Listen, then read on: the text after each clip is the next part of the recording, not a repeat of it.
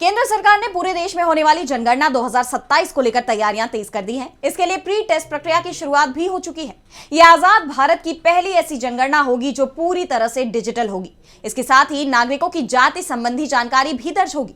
तो जनगणना को लेकर क्या है सरकार की तैयारी और क्या है ये पूरी खबर, देखिए इस रिपोर्ट में। केंद्र सरकार की आगामी राष्ट्रीय जनगणना 2027 की तैयारियों के तहत आज यानी कि 10 नवंबर से प्री टेस्ट प्रक्रिया की शुरुआत कर दी गई है। ये प्रक्रिया 10 नवंबर से शुरू होकर 30 नवंबर 2025 तक के बीच देश भर के चुनिंदा क्षेत्रों में आयोजित की जाएगी।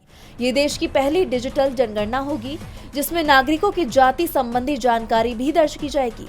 प्री टेस्ट का मकसद डेटा कलेक्ट करने के तरीकों, लॉजिस्टिक्स, ट्रेनिंग और डिजिटल टूल्स की जांच करना है। ये 2027 की जनगणना से पहले फील्ड की चुनौतियों का आकलन करने के लिए भी की जा रही है। साथ ही जनगणना की प्रभावशीलता और सटीकता का परीक्षण करना है। टेस्ट में मोबाइल ऐप से डेटा कलेक्शन और सेल्फ एन्यूमरेशन का टेस्ट किया जाएगा।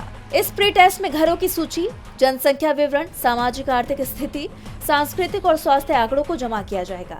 जैसा आप जानते हैं कि ये भारत की पहली डिजिटल जनगणना होगी। इसे 2 चरण में पूरा किया जाएगा।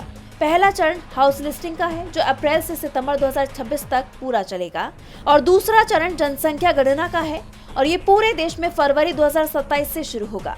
लेकिन जनगणना कैसे होगी, इसके मद्देनजर सरकार ने प्री टेस्ट यानी ट्रायल शुरू कर दिया है। पहले जनगणना में डेटा कागज पर भरा जाता था, फिर उसे डिजिटल रूप में बदला जाता था। ये प्रक्रिया काफी समय लेती थी और इसमें गलती की भी ज्यादा गुंजाइश रहती थी। लेकिन अब ये सब डिजिटल रूप में और रियल टाइम में होगा।